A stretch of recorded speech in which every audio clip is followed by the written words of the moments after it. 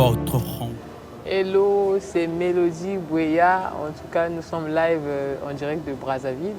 Aujourd'hui, je reçois le coach Darcy Massengo, un homme qui fait beaucoup d'impact en République du Congo et ailleurs. Et en matière de livres et de psychologie, c'est quelqu'un de très impactant et j'ai la grâce de travailler avec lui depuis quelques années. Et aujourd'hui, nous allons vous parler de la mentalité. Vous savez, beaucoup de gens aujourd'hui se disent si l'Afrique ne se développe pas parce que finalement, c'est un problème de mindset, c'est un problème de mentalité. Mais qu'est-ce que c'est une mentalité? Qu'est-ce que c'est la mentalité que nous sommes censés avoir? Bonjour, coach Darcy. Bonjour, coach Mélodie Bouéa. Alors, comment ça va? Ça va très bien, pas plus que toi. D'accord. Tu es très belle aujourd'hui. Merci, merci beaucoup. Coach Darcy, vous êtes psychologue, vous avez travaillé longtemps en accompagnant les jeunes, aussi dans les écoles, vous avez accompagné des étudiants et aussi vous êtes un acteur, un bras fort dans l'éducation et surtout en matière de livres. Et aujourd'hui, nous parlons du mindset, nous parlons de la mentalité. Mais qu'est-ce que c'est la mentalité?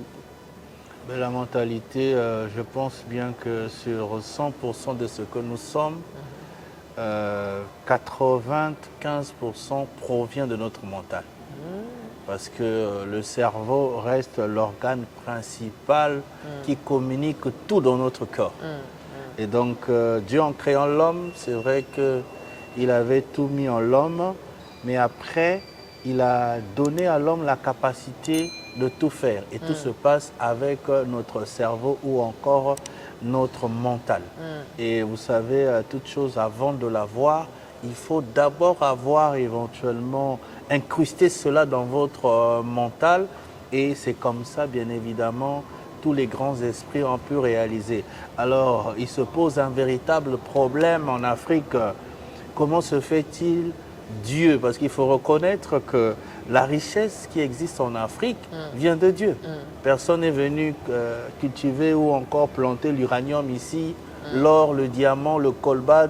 Sinon, les Européens, bien évidemment, n'auront jamais, éventuellement, si c'était eux, ils ne devraient pas le faire en Afrique. Mais c'est Dieu. Dieu nous a donné toutes les richesses du monde. Maintenant, il se pose un véritable problème. Comment est-ce qu'en Afrique, on reste ou encore on est assez pauvre? Bon, il y a beaucoup des aspects que d'autres personnes pourront éventuellement évoquer. Nous avons un retard dû peut-être à l'esclavage, à la colonisation. Bon, tout ça, on ne peut plus s'apitoyer sur notre sort. Il faut que nous puissions regarder l'avenir en face. C'est ça. On pourra aussi parler d'un problème générationnel.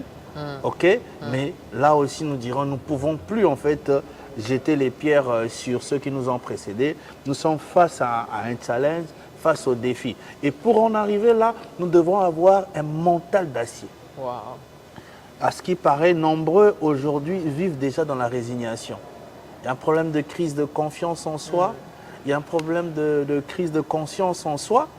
Et bien évidemment, ça vient tuer la capacité d'action en Afrique. Donc, on a besoin d'abord de prendre conscience que notre mental a été fait pour produire tout ce dont nous avons besoin. Il est même démontré scientifiquement que le monde, jusqu'à aujourd'hui, n'a pas encore produit ou utilisé les 30%. Donc, le monde, tu vois, nous sommes dans un cadre assez chic. C'est ça. Mais ça n'a pas encore atteint les 30% de ce que Dieu nous avait donné. Donc la jeunesse doit comprendre primo. Et aussi, il faut évoquer des aspects génétiques. Aujourd'hui, on est encore jeune, peut-être on n'a pas encore d'enfants. Mais combien de jeunes qui ont des enfants, mais malheureusement, qui transmettent d'une manière consciente ou inconsciente leur capacité défaitiste. Or, il faut commencer éventuellement à produire des génies en leur montrant de quoi ils sont capables. Donc notre mentalité en fait peut également être influencée de manière génétique. Et moi je me souviens que Robert Kiyosaki disait que les pauvres vont donner naissance à des pauvres. La pauvreté est enseignée dans les familles, la richesse également est enseignée dans les familles. Et c'est dans le sens où quand on est, on copie quelquefois le langage des parents. qui nous disent souvent que l'argent est difficile, que tu vas voir quand tu vas grandir, tu vas travailler, tu verras que c'est compliqué et tout. Donc, mais d'une manière ou d'une autre, c'est comme si on nous a conditionnés vraiment à la difficulté, on nous a conditionnés à la défaite. Et beaucoup de gens, en grandissant, donc, vont avoir ce blocus-là, carrément, et ne vont pas évoluer. Mais coach Darcy, est-ce que finalement, le mindset ou la mentalité, ce n'est pas l'ensemble des comportements que nous avons aussi?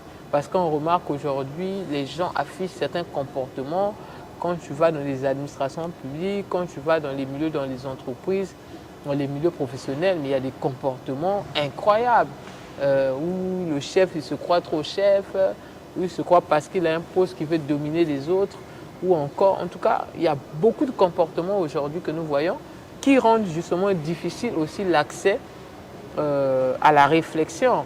Parce que moi, je pense que aujourd'hui, toutes ces ressources que nous avons sous le sous-sol, l'uranium et autres, il faut vraiment une réflexion pour pouvoir réfléchir comment est-ce qu'on peut transformer cela. Mais est-ce que finalement le comportement ne nous bloque pas vers cette réflexion et vers ce développement que nous recherchons?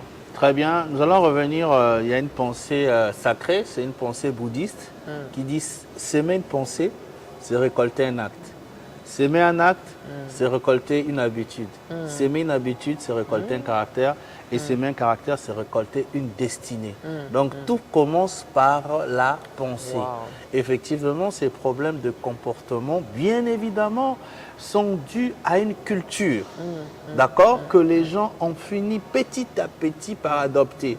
On pourra le constater par l'évolution de la société. Nous sommes des bantous. Est-ce que tu sais que dans la culture bantou, le vol n'existe pas? Parce que déjà, le mot bantou vient du pluriel des hommes. Parce que c'est en Kikongo ou encore en Monokotuba, muntu. Hein? Bantou, Et bantou. Et quand on parle de muntu, on fait allusion aussi à itu. Itu qui veut dire la tête. Ok? Intu ya muntu. Donc, bien évidemment, la culture bantou prédispose le bantou à être intègre. Le bantou est né de nature intègre, loyale, ok, à poser des actes humanitaires ou encore d'humanité. Il faut d'abord reconnaître notre essence. Mais toute cette culture a été biaisée. Et bien évidemment, les gens ont adopté d'autres cultures. On pourra le dire il y a quelques années, je lisais même le livre du chef de l'État qui expliquait qu'à l'époque, on pouvait tout laisser dehors. Personne ne pouvait venir voler. Et toute cette culture, je ne sais pas, s'est envolée à l'éclat et les gens ont adopté d'autres comportements et aussi voulant gagner facilement. Et partant éventuellement des comportements. Déjà, la société est régie par deux choses. En sociologie, on appelle ça les normes et les règles. Il faut s'y reconnaître, comme dit la Bible, mon peuple périt faute de connaissance. Or, les normes, qu'est-ce que les normes?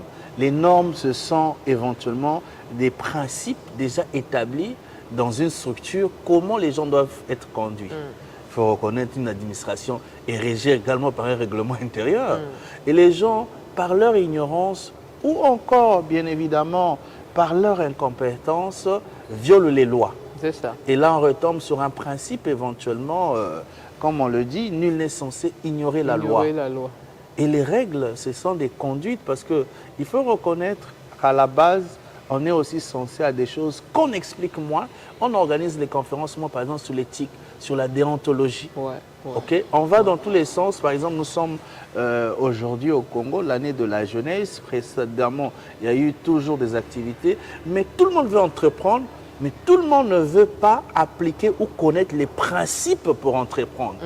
D'accord? Il y a aujourd'hui des règles en tant qu'être humain que nous devons adopter. Je prends par exemple la patience. Ce que vous dites, c'est très important. Il y a, quand on se marie, je crois que le maire dit que voilà, il y a un code de la famille.